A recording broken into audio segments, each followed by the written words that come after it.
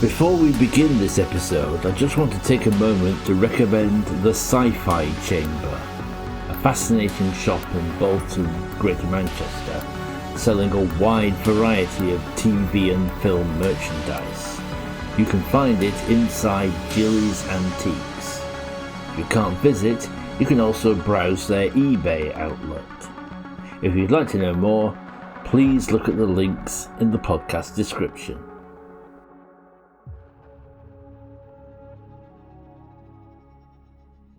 For several generations of children, the deep American voice counting down from 5 meant only one thing: Thunderbirds are go! Every episode a mini-movie, whether it was a life-threatening disaster, international spies and crooks, or even lost civilizations. The cast may have been literally wooden, but the imaginative vehicles and exotic landscapes meant that few puppet shows have ever been as glamorous. Today we're asking, just what made Thunderbirds go?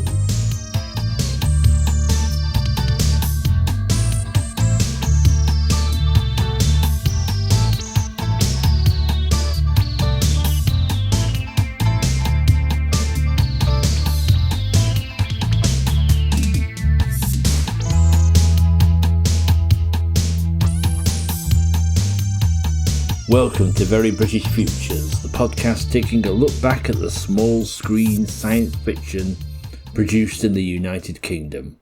Today we're looking at one of this island's most popular TV sci-fi exports, Thunderbirds. And I can see the eyes are flashing on the framed portraits of my 3 guests, Mel Byron, Daniel Reifferscheid and Scott Phipps. Hello and welcome to Very British Futures. How are you all? Hi, Gareth. Hello. Hi. Very well, Gareth. Thank you for having us on. Well, thank you for coming along. I am looking forward to hearing what you make of Thunderbirds, especially Daniel, for whom this is his first time watching it. Yes, be gentle. Yes, he got in touch whilst in the planning stages and said he'd never seen it before. So I think we've got some interesting things to talk about. Thunderbirds originally ran for 32 episodes between September 1965 and December 1966. It was shown on ITV. Gerry and Sylvia Anderson had already enjoyed success with their puppet shows Fireball XL5, Supercar and Stingray, but their patron, Lou Grade, was always recommending they start a new series rather than continue with an old one. Gerry conceived the idea of a world rescue service after reading about the exploits of oil well firefighter Red Adair. A lifelong fan of aviation, he coined the title from a childhood memory of seeing the famous United States Air Force Air Demonstration Squadron. Initially planned as a half-hour series, Grade's enthusiasm for the pilot resulted in it being expanded to 50-minute episodes. International Rescue is a secret organisation set up by billionaire and ex-astronaut Jeff Tracy. His engineering genius friend, nicknamed Brains, has invented a set of highly advanced vehicles capable of handling any possible emergency. They're crewed by his 5 sons. In addition, the organization has secret agents all over the world, most notably Jeff's sister, Lady Penelope Crichton Ward, and her ex-con manservant, Parker. Without further ado, I'm going to start off with my traditional question. How did you first encounter Thunderbirds? I had to do a little bit of digging to get the exact date because I'm quite proud to say I wasn't there in 64 for the first one. But I knew it was an early 70s repeat. And the one thing I found out, Gareth, was this thing was repeated every single year, pretty much right the way through to about 1980. I'm pinpointing it down to Saturday or Sunday afternoons round about 1972, 73. So I was about 4 or 5 years old, perfect age to discover Super Marionation, but also I was spoilt because I was also getting repeats of Captain Scarlet, Joe 90, and all the other stuff as well. So pretty much golden era of kids TV for me, about 74, 75, I'd say. I would probably say exactly the same as Scott. It was weekend afternoons. Also during school holidays, it was on in the morning sometimes. And like you, Scott, I'm too young, I'm happy to say, to have watched it the first time around. But as you say, it was always there. So if you ask me to pinpoint when I first encountered Thunderbirds, I don't know exactly when in the early 70s, but it was always there. It was always part of life. And everybody knew, and you must have had the same at school, Scott. Everybody knew all the catchphrases. Being called Scott was Of bane of my course, life. yes. You know, F.A.B. Scott was always a catchphrase for, in Well, my school funnily years. enough, I actually, many years later, worked with someone whose name was Virgil, who told me at school, because that's a really unusual name. And at school, yeah, he was mercilessly mocked Yeah, about Thunderbirds. all named after Apollo astronauts. Is that right, Yeah, I Gareth? believe That's the so. idea. Yeah, Virgil Grissom, Mm. Gus Grissom, isn't it? And all of those guys. So, yeah. I know you hadn't watched it before, Daniel, but were you? How much have you been aware of Thunderbirds? Yeah, so because I didn't grow up in the UK, there were no reruns of Thunderbirds in Portugal, sadly. I think the first time that I think I probably heard about them a lot around the time that Team America World Police came out, that movie by the guys who did South Park, because they used the same technique, didn't they? And so because of that, it started being discussed more online. I also remember getting like a DVD box set of the complete Monty Python's Flying Circus, and there being like a little booklet with it that showed you that, yeah, also we have all of this Terry Nation stuff that I didn't know what it was at all. Then also later on, there was an ill-fated film of Thunderbirds, which I did not see, but I did listen to the soundtrack theme by the bad and hated pop punk band Busted, who had a song called Thunderbirds I Go, which I quite enjoyed at that time, probably more because of the soundtrack part of it, because they'd sampled, the theme than Busted themselves. But yeah, actually watching it, this was my first time. My experience is more similar to Mel and Scott, obviously growing up in the early 70s, and like you say, it was just always there in the background, not just being repeated on TV, but Thunderbirds annuals and books were turning up in school fates around then. Still pick them up for like 10p, 20p, unlike now. And funnily enough, I have been listening to that Busted track a bit here and there. We haven't really got space to go into the film here, so I'm going to leave that aside to one point. That'll be for special later on, right? Patreon listeners can pay extra for that one. When it comes to a show like Thunderbirds that's got a whole load of episodes for it, long-time listeners will know my habit is to ask the guests to nominate a particular episode to talk about. We're going to start off with Mel's choice because it's the pilot episode, Trapped in the Sky. The supersonic airliner Fireflash is sabotaged on its maiden flight by a criminal called the Hood, who plants a bomb in its undercarriage. He aims to draw out the Thunderbirds so that he can steal their secrets. I thought it was really interesting watching. I must have watched it as a child, but I don't remember that particular episode. And I was trying to watch it as somebody in 1964 who had never seen this before. And it's very hard to do because we're so immersed in it. We've seen it so much. But at the time, it must have been quite something. I mean, we know all the characters. We know who Brains is. And we know Lady Penelope and the pink Rolls Royce. But to see all of this come together and to know where it's come from, and to know that, Dr. No had come out 2 years before, is that right? 62. They'd clearly borrowed from a lot of all that the spy stuff and the sci-fi and everything, and put it together with puppets. When you think about it, it's amazing. And watching it now and trying to put myself in that position, I thought, this is an amazing piece of work.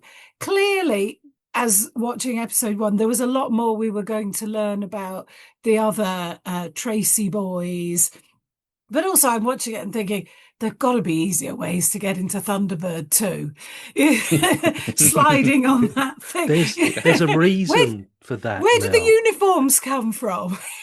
Did you guys know that whole extended getting into the craft scenes were actually tacked on because Lou Grade insisted on the 50-minute format, and they had to pad it out somehow. So they actually created this long drawn out sequence of all these slides and things to get the boys into their their respective aircraft and stuff. I didn't know that. I knew Lou Grade had asked for extra episodes, but I assumed that scripts had been rewritten massively. I didn't realise there was just general... to pad it out, and it's become the most sort of iconic part of the series, Gareth, hasn't it? That whole getting into Thunderbird 2 and Thunderbird 1 on these conveyor belts and things. It has. It's absolutely fascinating. I mean, sorry, Daniel.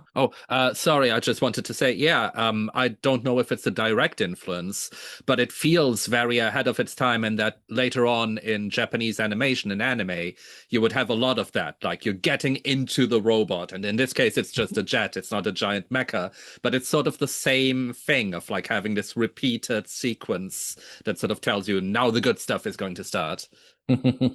Definitely. I think Thunderbirds and the other Gerry Anderson puppet shows had a big influence, I think, on manga and anime in Japan. I mean, these shows were popular, and they definitely, I think, influenced that whole sort of mecha sort of strand of anime. It's funny. It does seem in some ways wildly impractical, how anyone is in a state, to fly one of these Thunderbirds when they were being whirled about and sort of slid about. It's funny in a way that these days, if you like get a box set and you're watching them, you might get a little start fast forwarding over these sequences because they get repeated a lot.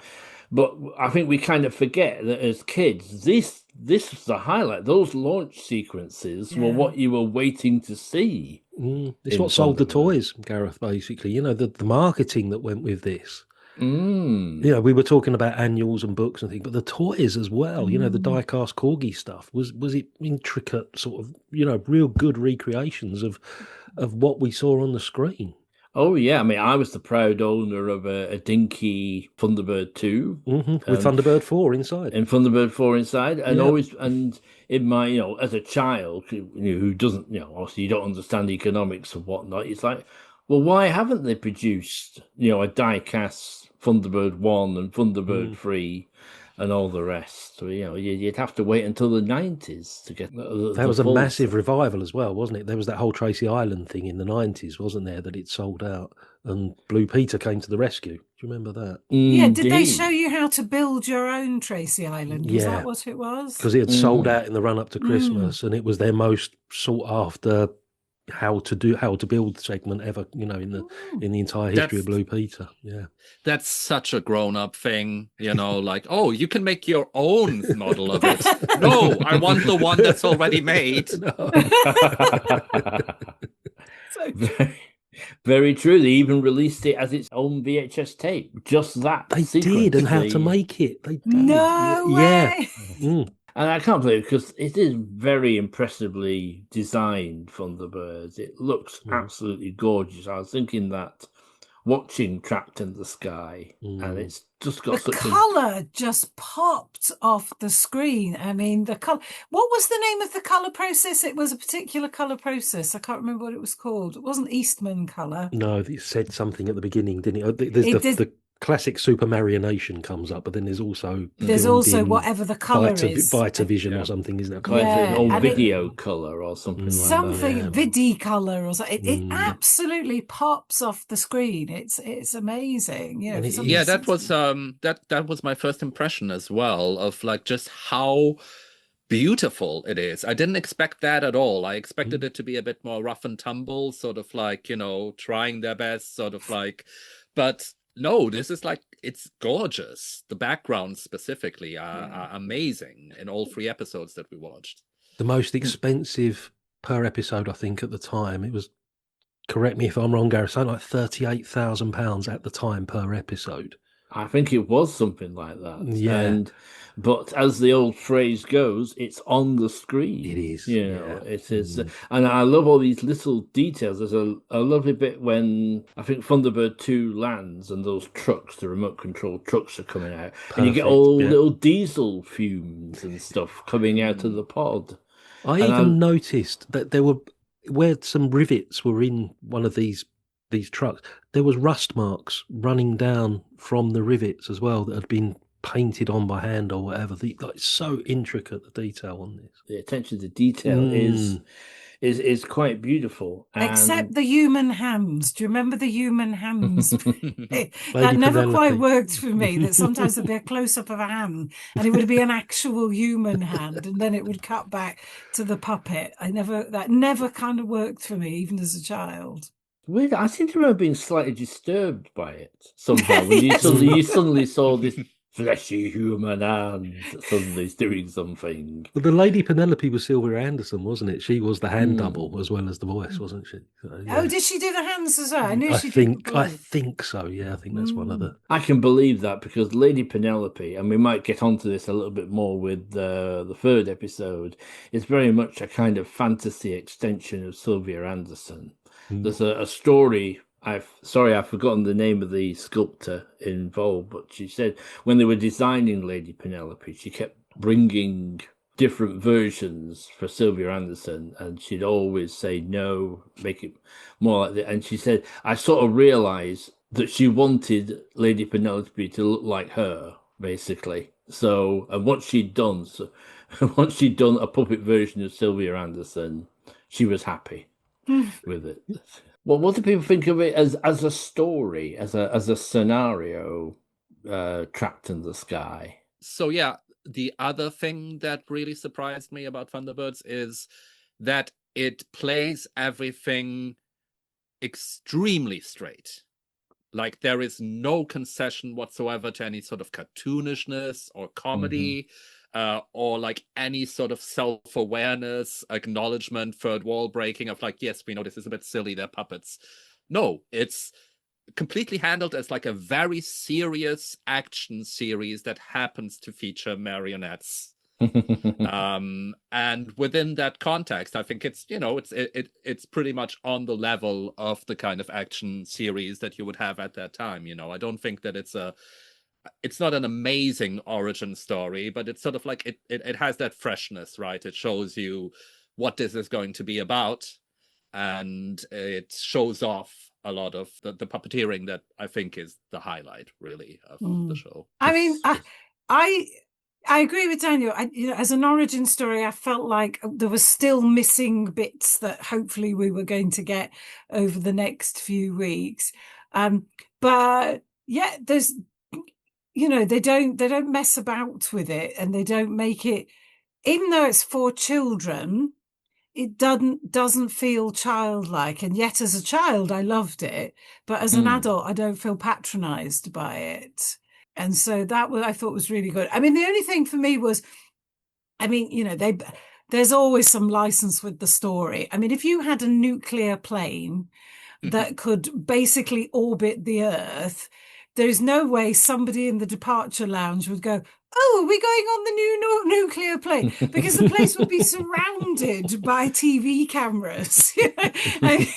So I found that was a bit, oh, come on, you're really stretching it. But as a child, I wouldn't have known that. That's really my adult self going, oh, come on. You know, when Concorde took off, I remember Concorde its first major flight, it was all over the news. There's no way some nuclear plane isn't going to be all over the news. And the idea that, don't tell anybody international rescue exists was also a bit silly as well. I feel that goes into something that, like, and I'm not saying this to slack the show off or, you know, whatever. It's for children. This is not like a denunciation, but like, if you think about the politics of it for 5 seconds, it's quite a bad worldview, because it's sort of this organization that has like no accountability whatsoever. Just this rich guy basically who's decided this, and like, you know, official government agents just go, well, okay, I guess we'll do whatever you say. It feels a bit like a dream that Elon Musk had or something. I think that is a fair point, and the fact that it has this kind of network of secret agents all over the world as well. Yeah. So we're very trusting people that basically it's from a more paternalistic time, right? A less anti-authoritarian time, where we sort of everyone agreed, the people in power know what they're doing, so leave them to we it. can trust them. But at one point, Jeff Tracy actually references in that episode. He actually references wiretapping or listening into broadcasts that he shouldn't be listening to find out where the plane is. So nowadays, that would be like, oh, you know, Big Brother. But as children, we didn't notice that. And I think children now probably wouldn't notice that. It's just as adults, we come to it. They go, oh, no, that's not right. I didn't let any of that bother me at all. I just let it wash over. I had the best 3 hours this week watching all 3 of these. And it's the perfect introduction because it doesn't get bogged down with the characters. We don't need to know exactly why Lady Penelope is there. You know, we'll get to know her role over the next few episodes. Lovely bit of intrigue with the Hood right at the very beginning. And Kirano, you know, what's that relationship all about? You know, that's sort of put aside for a little while. It's a big gamble. You know, this is a pilot episode. It's got to work. So I think, particularly in this episode, the characters sort of take a second sort of seat. And Gerry Anderson says, right, this is what we can do, special effects wise. We're going to give you an aeroplane. We're going to rescue it with 3 remote controlled elevator trucks.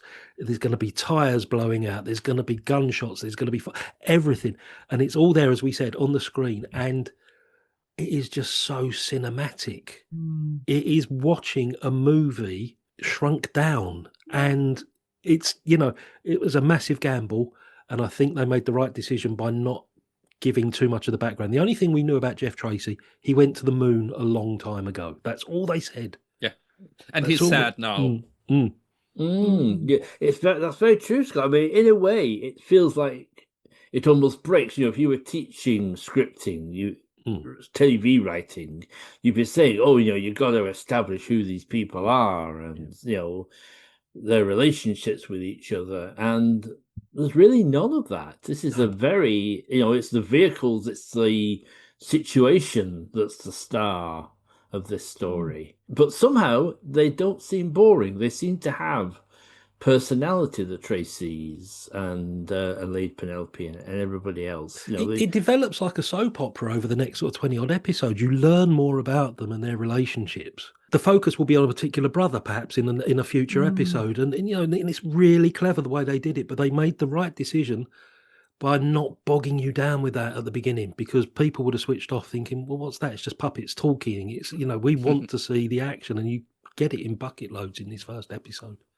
Yeah, and also, Scott, just to echo what you said about like how it's filmed, that's also part of what I was saying when I was saying that it's played so straight. It absolutely, like, the camera work is like a live action film. It's amazing. They never let the fact that it's a puppet show hold them back. Exactly, in creating something that's very cinematic. And I think Barry Gray's music is definitely a part of that as well. I'd like to take a moment to talk about his contribution to it all. I don't know that much, but I just wanted to say that in not the theme, but in the score of the episode that was chosen for me, there's a really groovy version of "Here Comes the Bride" Yes. I'd be up for like finding an MP3 of that, because that rules. This is the thing, though. The theme tunes throughout Anderson's career are iconic. Even going back to Fireball XL5, you know, Yeah. they're all hummable. They all pass the old grey whistle test, basically, all of them. You know, Aquamarina in Stingray. You know, everybody knows that tune if they've seen it. I mean, sorry, Daniel, if you're not familiar with them, but that's another thing that runs through Gerry Anderson stuff is there are noticeable theme tunes, memorable theme tunes throughout. And Barry Gray has just created a march that is used by military bands. They play it in military tattoos, don't they? It is a perfect marching tune. It's amazing. Yeah. I think even if you've never seen an episode of Thunderbirds, if somebody played you that, you'd know what it was the theme tune for. Maybe not some of the others, maybe not Aquamarina because it's not immediately apparent, or even Captain Scarlet, but that one, 100%, I reckon everybody knows what it is. Definitely. Such a great piece of music. I just wanted to ask Daniel, as his introduction, just wanted him to confirm that it worked and he was sort of prepared and willing to go on with this after watching the first one. Yeah, absolutely. Yeah, but also it's just like as I said, just the camera work, the backgrounds, the beauty of it all is really what drew me in. The story, a lot of it is sort of potboiled. I've watched a lot, like most of us here. I've watched a lot of 50s sci-fi. I've watched a lot of 60s sci-fi. It's sort of almost you kind of almost know what's going to happen, right? Like, oh yeah, there's like some sort of family that has, you know, a lot of ships and gadgets and stuff. But I mean, that's a good premise as well, right? So it's funny you mentioning 50s, 60s sci-fi because the next episode we're going to talk about does have a kind of classic 50s style monster plot to it. And I'm so pleased that Scott chose it, was the Attack of the Alligators. A growth serum aimed at solving the food crisis is accidentally released into the swamp surrounding the isolated laboratory. Soon the scientists are under siege by giant alligators. So, Scott, would you like to tell us about why this one? Mainly because of Daniel's unfamiliarity with Thunderbirds in general. I wanted to show that there was something a bit more experimental that wasn't your high-tech disaster or your madman taking over the world plot. And this one, whereas in the first one, first one's a masterclass in sort of high-tech disaster. You know, it's a proper disaster movie, and International Rescue do what they do. This one, I think, when you look at it amongst all the 32 episodes, where it was in total, I think this one is probably the most experimental, probably the most technically challenging when you see what's on the screen, and possibly the most frightening, scariest, especially as a kid watching this one. And as you said, Gareth, it dips into the creature feature genre in this particular episode. When we say that everything is on the screen, everything is on the screen in this one again. And I like the fact that it is a departure from your usual mad scientists taking over the world. This is an accident. It's an ecological accident. And they come to the rescue of it's a house under siege movie as well, basically. There's a lot of genres in this. And I just wanted to highlight the fact that, okay, you've seen what they can do as international rescue from a disaster point of view. It's something a bit different. I wanted to highlight to Daniel that it wasn't just all puppies, but they never went back to this use of live animals again, as far as I'm aware, because it was so difficult to capture on screen and so time consuming, and they had to make 2 different size sets for the 2 different sized alligators, you know, all of that sort of stuff. But again, it worked. You know, we could pick holes in the fact that the little tiny models of the boats and the little figures do like little tiny boats. You know, it does look a bit like Tales of the Riverbank. Do you remember Tales of the Riverbank? Yes. Tony the hamster, you know. But do you know what? Again, you ignore that and you're just fascinated by the use of these alligators in this whole movie, in this whole episode. I love this episode. It's my favourite. How about yourself, Mel? What do you make of this I mean, one? I think it's interesting what you were saying, you know, about it being sort of creature featurey, a little bit, was it Creature from the Black Lagoon kind of a thing. And this one struck me that probably this one would be something you could watch with your dad, and he would be, because he'd have seen the films and he would know the reference. You wouldn't, but you didn't need to. But an adult watching it with you in 1960 whatever would have that background, and if the creatures in this are a bit shonky, let's be frank, some of the creatures in those 50s and 50s films were very shonky. So given the strictures I think that Gerry Anderson and the team were working under, I think they did a really good job. And I was actually going to ask either Scott or Gareth, what the background to it was and how easy it had been, but you've covered that, Scott. So clearly it was a challenging thing to make. Because, I can imagine that. It looks like it might have been challenging. Yeah, I think I read somewhere their biggest challenge was the fact that by nature, alligators are quite sluggish. So they had to experiment with film speeds to make them move a little bit more, as if they make them more terrifying, basically. And they were absolutely terrifying. Yeah, absolutely. And obviously, as I say, there was the different size sets. And how do you tame an alligator to attack a boat? What do you do? How do you make an alligator do what you want it to do? It must all have been a complete nightmare, which is probably why they never, ever went back down that road. Yeah.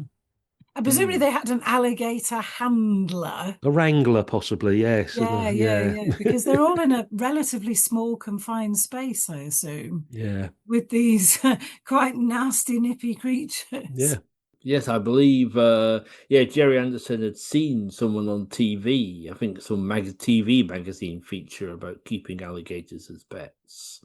That kind of gave it that, and the H.G. Wells novel Food of the Gods was the other main inspiration for it, as well as 50s. Because it's funny, there are quite a few 50s style sci-fi movies and 60s ones. Some have been on Talking Pictures TV, with basically a normal sized animal on a model set and people reacting to it. Can I just say, some of those later ones, like the actual Food of the Gods that was in the 70s, or Night of the Lepus and all those ones, this episode is far, far better than what comes 10, 15 years later in the 70s when they try to recreate it with giant shrews and whatever it may be. Food of the Gods as a film. And I know it's been on Talking Pictures, but good heavens, it was a slog. It really was a slog. Yeah, this is done correctly. This is how to do it.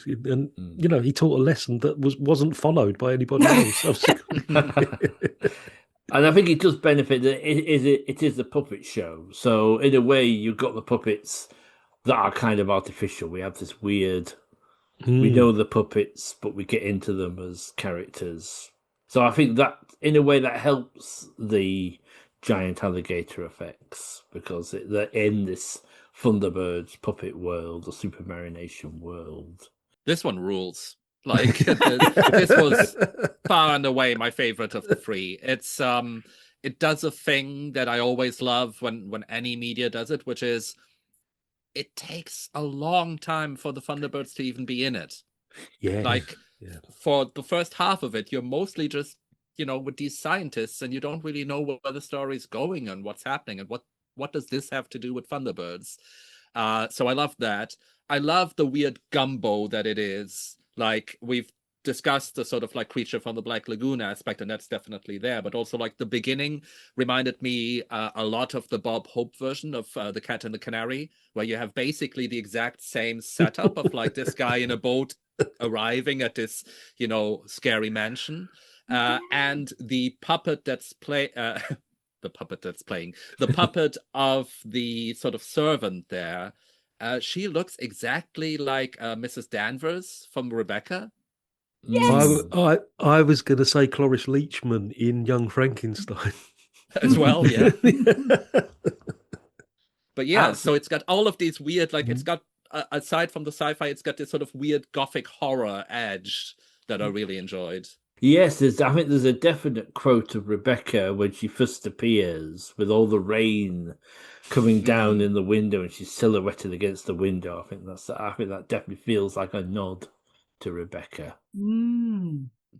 And also, like we were talking in the other episode about like the attention to detail, what I really loved here was the amount of times that you saw like little beads of water on different puppets to show that they're sweating. That's real craft. Like, I love that. That was, in fact, you reminded me, that's something in Trapped in the Sky. They were very fond of giving them sort of like sweaty foreheads at moments of great tension, which again... That's right, yeah. When Scott's trying to get the elevator trucks to work, yeah, he is sweating, yeah. Which again, I think that's a lovely attention to detail. And the fact that, you know, all the puppets had alternate heads. So, you know, for major emotions. So I think that's again because I think a lesser company would have just put a puppet with a neutral expression in it. That's really interesting to hear, because I thought that at the very end of the episode, that was the first time that I thought, okay, this doesn't really work, and it doesn't really work because of the medium, because it has that typical sort of like, and at the end we have a little gag thing, right? Because she buys the little alligator. But there is nothing in the expression of the puppet to sort of say, yes, I'm pretending to be happy, but actually this is really unpleasant. But on the other hand, it's really impressive that it took 100 minutes of Thunderbirds for me to first notice that limitation at all. Actually, in terms of the sophistication and of the writing, there's another little bit I like, is that when everyone's gone to bed in this mansion, and then it cuts down and you see Miguel sort of like lurking behind the door, and I think a more child-orientated show would have given him a line at this point and say something like, "Heh heh, I'm going to steal the formula and become really rich." But you just see him awake, looking sinister with a lightning flash or something, and we understand what he's doing. I think is a nice respects the audience. That I think it's a lot darker, this episode, than most of the others. Most of the episodes are bright, optimistic. You know, international rescue are here. But you can see, you know, the desperation on the international rescue. Well, you can't see the desperation on their faces, as Daniel just pointed out. But you know, you get the feeling that this one is a real challenge for them, because their usual techniques aren't going to work against a live animal. They're not battling somebody trapped underground or a building collapsing or something like that. And I just think the whole atmosphere, the whole vibe of this, even like you said as well, Gareth, about a lot of thunder and lightning, I think it's very dark, this one. I think even the music is reflected a bit differently in this as well. And that's what makes it stand out. It's just an amazing episode, yeah. And it's also kind of dark in the way that the international rescue themselves behave, because maybe I missed a line, but as far as I can see, they're just shooting these animals. Well, I think their usual... I think 20 years later, there would be some line about tranquilizer darts or something like that. But no, it's just like, they're dead. Yeah, I think it's frustration because, as I say, their usual equipment that they've come with is not built for giant alligators. Basically, it's not. They're not equipped. It did always slightly worry that both Thunderbirds 1 and 2 have got armed with guns and missiles. Yeah. And again, this almost renegade organization has got access to all of this stuff. They just happen to have them. I mean, there's also like in the two other episodes, they do stuff that in real life would lead to deaths. But in both cases, we then get to see the baddie puppets sort of like looking a bit blown up but angry and like, it didn't work. A little bit smeared on the face, yeah. Yeah, I think that's definitely a sop for the family audience. They couldn't go. It does get a bit Scooby-Doo at times. You pesky kids. But yes, I love this stuff. I think I love all this kind of Southern Gothic. As you were saying, that Bob Hope. There's a little nice understatement when trapped in a house attacked by giant alligators got reports that it's got pretty hazardous. And I do like the actual destruction of the house is really well done. Again, it's like attention to detail. Yeah. Iconic again. You know, that scene of the house gradually being destroyed by this giant alligator. Petra, it's a house under siege movie, as I said earlier, as well. And presumably they only had one shot at that. Exactly. Yeah. Presumably, unless they built multiple houses. You know, this was it's got to work first time kind of shot. Is it always real alligators, or are there alligator puppets as well? Because there are certain moments, like for instance, when the alligators are dying, I figured like you can't really train an actual alligator to do that. I never noticed. If there was, it was very cleverly done. Yeah, I think it's nice. I think possibly that it's a stuffed alligator rather that goes into the formula is tipped into the swamp that is a cloud of liquid. I have a feeling that's a stuffed alligator that goes into it, but that's just my opinion. You mean like a taxidermied dead alligator? Yeah, that would make sense. Yeah, that would go into that. One actually little story from there's a fairly well-known publicity picture from this episode featuring Lady Penelope with a couple of the alligators. Now, of course, she doesn't appear in this episode, but apparently just after they took that photo, the alligator grabbed the puppet and chewed one of her legs off. So imagine Sylvia Anderson's reaction to that. Oh, it is a terrific episode. I enjoy it a lot too. We will move on. Speaking of Lady Penelope, for the third episode, as we've established, Daniel had not seen the series before, so he said, "Oh, pick an episode for me." I did, and it's quite difficult. I've decided to go for one that more showcased the kind of spy, sort of secret agent side of Thunderbirds and Lady Penelope. Also, because I couldn't really remember the episode at all, and I looked at the synopsis and I said, "Oh, it's got fashion in it. It's got designers. That looks quite a fun episode." So for our third episode, we went for Alias Mr Hackenbacker. Lady Penelope is appearing in a fashion show to promote a miracle new material called Penelon. Fashion designer Francois Lemaire is holding an event on the revolutionary airliner Skythrust, coincidentally designed by Brains, travelling under the name Mr Hackenbacker. But then Skythrust is hijacked by industrial spies. I think it has some cool gimmicks. It has some cool ideas. I think writing-wise, it is definitely the worst of the three. I mean, even just the first premise, which is that Brains is, bringing this gadget to London Airport that makes, flying safer and easier under an assumed identity. Why? I've got a theory on this. This is the appeal of this episode to me. Okay. It's not a favourite episode of mine, but I like the fact that this air of mystery about Brains is sort of teased a little bit in this one. What I always like to think is basically Brains is working for international rescue, okay? And to protect his identity and the secret of his invention, he's basically taken on this alter ego, this alias of Mr. Hackenbacker, because like international rescue's technology, which is designed by Brains as well, it's so advanced he has to hide his genius from any other sort of corporate takeover or, some global arms race or something. So he's got this alter ego when he's doing good stuff for the rest of the world.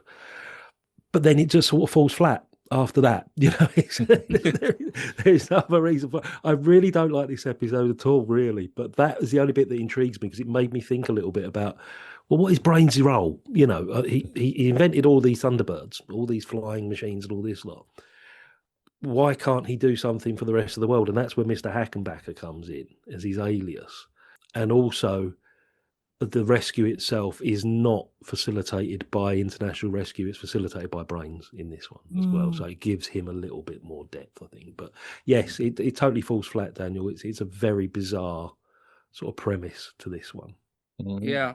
I didn't really, not being, aware of the lore, I didn't know about the Sylvia Anderson of it all. So when the character appeared, to me, it was just, that's Marianne Faithfull, clearly. Maybe she was cursed by a witch and became a puppet for a while in the 60s. It was a crazy time. Could have happened. So I really enjoyed seeing the adventures of Marianne Faithfull in Paris with like the most bugged man in the history of the world. Like, how many devices are in his house? Like, I couldn't quite tell, is this supposed to be comedic or is this supposed to be serious business, and has just gone on a bit too far and now it feels comedic. And this episode's quite late on in the series, isn't it? And it, to me, again, I know the alligator one, this feels a bit different as well. As you say, Brains is at the helm here, and it feels a bit different, and the fashion angle. I mean, this was a program that I imagine was watched predominantly by young boys, and I'm not sure what they would have made of. I mean, I tried to sort of see in it some kind of parallel with the man in the white suit, the eternal fabric, but we know what happened there. But yeah, I don't know. I felt like this had maybe taken a turn, and I know they're always being experimental and trying, but I felt like this one had taken a turn, and wasn't too sure about it, really. I can see what you mean, because we're praising rightly their ambition. I think this is one where when you're ambitious, you sometimes overstretch yourself. And I think this one, because it's very dialogue-y compared to the other ones, then the limitations of the puppets have become a bit exposed. If this has had Peter Wingard and, like you say, Marianne Faithfull, doing this, they would have sold those lines. As it is, that bug finder, that scene just seems to, it just kind of go on, and by about the 5-minute mark, or it felt like that anyway. Yeah. It's sort of, how many more, how many much There more was one exposition? There was one that was a sugar cube that went into the tea. That's not a good bug. Yeah. I was struck because there were a number of characters here who were there were like lots of people, and I was it felt like they'd introduced a lot of people who we were never going to see again. And I felt, there's a lot of people, a lot of things going on here. I mean, certainly there were a fair number of girls watching it. It was a family show, and there was a Lady Penelope comic for a while. And was there a comic just devoted to Lady Penelope? Just about Lady Penelope. Oh, I missed out on that.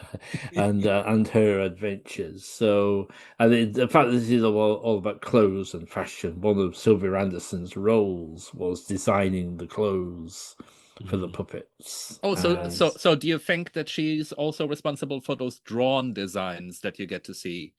Because I really like those. There were some sketches on the walls. It'd be nice to think that. I've no idea if that's true or if they were done by one of their professional artists on that one. Yeah, this one feels like almost like a backdoor pilot to some extent to a Lady Penelope series.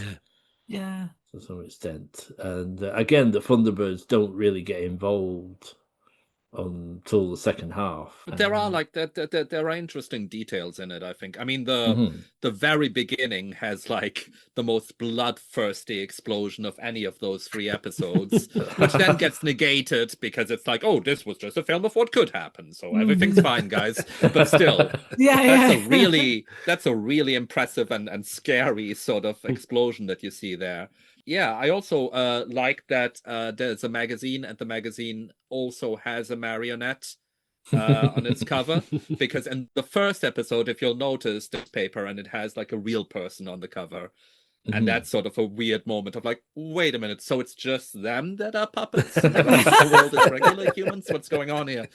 I did make a note in my when I was watching it. It was the world's most flammable plane. Yes, Yes. That's insane, really. Like, at the start of that. Yeah. And but again, it's beautifully made. I love model Paris and all those Yeah. kind Yeah. of little ramshackle houses and everything. Mm. It's a lovely model that Yeah. on that. And another lovely, nice attention to detail is that when he takes his glasses off, Brain does have a sort of squinty face. He has a kind of a squinty kind of expression.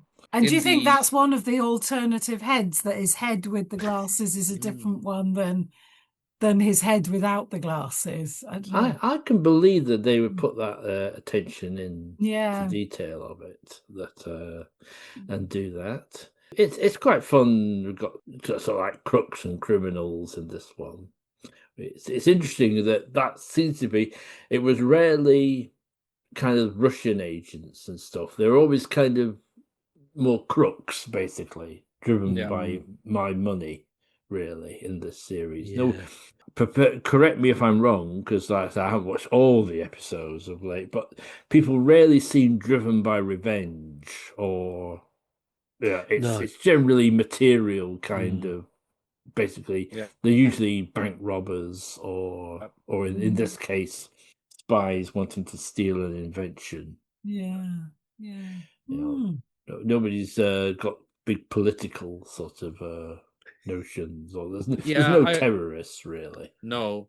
I was wondering in the first episode whether the baddie was supposed to be modeled on Nikita Khrushchev, since he does have an Eastern European accent and does resemble him somewhat, but it doesn't really figure into it, right? There's never not even like a fake Soviet Union or something like that where they could have the plausible deniability of like, no, this is an enemy country, but this is fictional. They never go that way, do they? And we see a bit of Parker as well, a bit more of Parker in this one. Lovely bit of background to Parker on this in his criminal past. Yeah. I think, he proves that he's just as essential to this mission as any of the Tracy boys. You know, it's a nice little breakaway that highlights a lot of Lady Penelope, but also a lovely little bit of Parker and the brains in this. And that's why that's the highlight of this for me. It just takes the focus away from the usual suspects, and it just makes it a little bit different, but it is a little bit wordy. It's a lot slower than the first two that we watched. And as Mel pointed out, there's so many characters in this. And some of them, I mean, there was at one point, the guy that placed the bug in the coffee pot at the beginning that looked a bit like Charles Bronson. There was a similar character on the plane that had the same sort of moustache, and I'm thinking, is that the same guy that was the waiter? You know, and they did look very similar. I was getting a little bit confused, but there was just a lot going on. Yeah, I thought the same. But it's a lot more light-hearted. You know, it's a little bit fluffier. This one definitely leans into the James Bond Euro spy element in this one. It's a bit lighter, a bit more sophisticated in a way, this one. But Lady Penelope in her natural element, you know, high society. Perhaps a bit too much Lady Penelope, you know. I don't know. That could Maybe. be that. Maybe if the high Maybe, jacket. but at the same time, I liked the first half of it better than the second half. I think when it starts to be about the Thunderbirds, it's just sloppily written. Like, for instance, okay, so they managed to prevent the plane from landing in the Sahara Desert because they fake that, oh no, it can't, look at this, you know. Fair enough. The nearest airport for an emergency landing is London Airport from the Sahara. Well, it might be because it's an experimental plane and it's the only one that's equipped. Yeah. Who knows? Oh, exactly. Oh. And then somewhere else it would explode. Yeah. Good thinking. As Gareth said, it's the most flammable plane in the world. Yeah. You know, you've got to be careful. You've got to. And I also just, out of curiosity, I Googled. 1993 was a decent year for champagne, but not that great.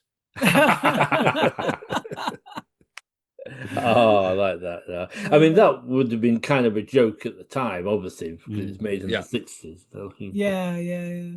I quite like. It's set in the 2060s, right? I think Yeah, So so, not yeah. that yeah. far away. No, Yeah, not far away for us. Yeah, Yeah. could absolutely. still happen. Exactly. That'd be nice. International rescue is in our Well, future. I like there is that. an organisation called the Committee of the International Rescue, isn't there? There is, there Mm. is. Oh, Run I'm by trying to remember. David Miliband. That was, I Oh, was trying to remember his name then. Yeah, Mm. David, because there was a lot of Thunderbirds type jokes when he got the position. Exactly, and pictures of him with strings. And yeah. I don't need to ask, could it come back? Because it did come back very successfully a few years ago. But so, what do we think is kind of the legacy of, and why does it keep coming back and being successful again? I'm going to start with Daniel on this one. It's mostly because of the movie. People really love the movie, so no, But I don't know. I think like, especially in these days of AI and all of that, it's just craft is something that people enjoy. People Mm. enjoy seeing things that are, that have had hours and hours put into them, and that the people making it clearly cared about it, even though it was just, you could say, oh, it's just a kids show, like, doesn't matter, we don't have to know. These people were obsessed in the way that like great comic book artists are obsessed, who will never stop drawing, that kind of thing. And I think that lasts, in the same way that the old masters last, without wanting to get too highfalutin. If you really put that much effort into something, that's just something that people like to see. How about yourself, Mel? I mean, I think, with my connection, where we all got a connection with Talking Pictures TV, I mean, I think there's definitely come back to an age, we're at an age now where nostalgia for simpler times is, and I know that it was looking to the future, and it was about times that were actually more advanced than ours. But there's something, I don't know, it does warm the heart, even though it's set 100 years from when it was made, or however long it's supposed to be set in the future. There is something lovely for us now to think about. I mean, certainly when I watch it and I think about, oh, goodness me, what the world's going through, and, the stuff that you've got to deal with in your own life. And I think, gosh, in 1974, I had no idea any of this was to come. If I thought I was unhappy in 1974, bloody hell, nothing. But Well, and also to be fair, in 1974 you were a child and as such not aware of all the super scary stuff that was also happening in 1974. Exactly. Yeah. And yet so this was, to me, this was just pure fantasy. And I think maybe that is the thing. That's what we just love. We love fantasy. Fantasy in all its many and varied aspects has always been with us in film and television. And I just don't think it's going to go away. And Daniel's already referenced anime. The fact that Marvel films are like the biggest films, they're not my cup of tea, but there's fantasy, something that's not where we are right now. And I think that's part of the appeal of Thunderbirds, and especially Thunderbirds, that combination of fantasy and nostalgia. Yeah, I think Daniel sort of hit the nail on the head as a newcomer to Thunderbirds by saying that he was just so impressed on the commitment that the filmmakers made, and there's no asides, no funny asides to this. It is totally serious, and at the same time, as we said, it's cinematic. It is still a big production for a small screen. And back then, Mel, we had a 20-inch TV. We didn't have big 32, 48-inch TVs like we get now. And I was watching it in black and white black and because we white had a as black and well. white telly. So maybe that's why I Exactly. love the colour so much now. And if you go right back to 64 when this first started, can you imagine what it must have been like for a childhood audience, a child audience that had been brought up on Muffin the Mule or those boring Sunday tea time Enid Blyton adaptations or whatever there may have been, and you've got Trapped in the Sky. especially if you were lucky enough to have a colour TV, as we say. Yeah. You've got a piece of cinema in your front room. And I still think that is what the appeal is today. I mean, my grandson, bless him, is not even a year old, and I can't wait to introduce him to this. My daughter was born in 93, so she sort of picked up the 1991 revival when she was younger, and she loved it. Talking about girls and the boy audience and all that, like, she loved it as a kid. Its appeal is still there. I mean, I'm going to go back and watch all of them again. Yeah, me too. Because I found so much in this that kept my attention all the way through it, whether it was marveling through adult eyes at the technical details of it, and look, that's clever the way they done that. Oh, you know, there was I spotting different sized boats and different sized figures for the alligators to make it look, and all that. That's clever, you know. And I'm looking at it as an adult now in a totally different light. It's timeless. It really is timeless, and it's a very rare thing for a kids show to transgress 60 years. That's incredible. It's incredible without losing any impact. Yeah, I say I'm going to go back and watch all of them again. Well, I'm so glad you've enjoyed watching Thunderbirds again. I've certainly enjoyed listening to you and talking about Thunderbirds today. But I have been listening to you and talking with you a bit here and there for quite a while with your own podcast, Talking Pictures TV podcast, which is where we all met. For those people who don't know this podcast, a bit about sort of how it began and what it is. So I'll let you decide between yourselves. I'm going to pass this to Mel. Oh, right. Well, we kind of, the three of us, we co-produced and co-hosted it, but we didn't start it. It was actually the great Adam Roach who started it and whose life has moved on to other things. So he handed it on to us, and we just look at this fantastic channel and just pick out with our guest reviewers, of which you are a regular and much welcome one, Gareth, the stuff that's coming up on the channel that we recommend. And the great thing about Talking Pictures, and I know from working with them, is that they're constantly looking for new stuff. And so there's always new things coming on and new series and new film. I say new, they might be from 1952, but they're new to the channel. And so it's lovely to get different people's perspectives on them. And everybody's got different things they're really interested in. I mean, I'm always blown away by the breadth of stuff that Daniel and Scott know about, where I'm very much, British 40s, 50s. These two guys, I mean, the stuff they know about is unbelievable. So that's really what we do. Every 3 weeks, we'll tell you what's coming up. And it could be anything, my next project that I'm writing about is the Duchess of Duke Street, another piece of nostalgia for some of us who grew up in the 70s. This is the thing, it's the variety of what we talk about as well, Mel, because 1 week you could be talking about Googie Withers, and now you're talking about a TV show from the 70s on the BBC. Yeah.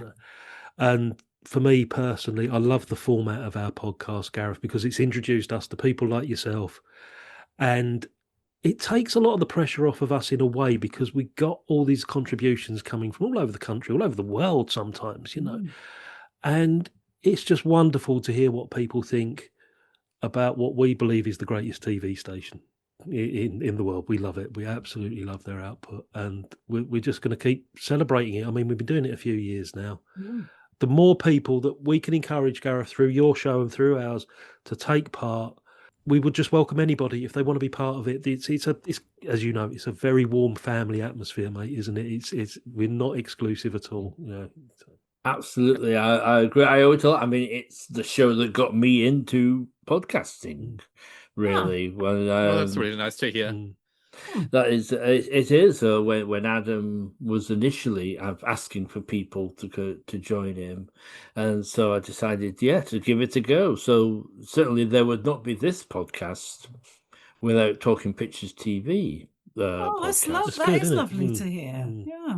So I appreciate that, and I can certainly second that they are a very welcoming bunch and very complimentary, and I can fully recommend. And it's not a big commitment, a 3 or 4 minute review. That's roughly, depending on how you read, that for me, that's like nearly an A4 page. We're also asking now recently as well for people that are not confident or don't feel they have the right equipment to do that. If they just want to write something down, if they want to do a written review, we will happily read it out now as well. We're trying to encourage more sort of formats to get people involved. If they want me to sit and do a Zoom conversation about a movie, that I will sit and chat with somebody and record it if they feel more comfortable doing that. So the sky's the limit. You guys come up with the suggestions. We'll see if we can follow it up. Absolutely. And let's not forget, if you're interested, after this pitch, send an email to talkingpicturestvpodcast@gmail.com. Excellent. What he said, and there will be more, and there'll be more details in the text accompanying this podcast when it comes out. I think it only remains for me to say thank you very much to Daniel and Mel and Scott for giving up some of your evening and joining me here to talk about Thunderbirds. I hope you've enjoyed yourself. I have indeed. Thank you so much. No, it's Absolutely. been fun. It's been fun. Thank you for listening at home, and we'll see you again soon. Bye-bye for now.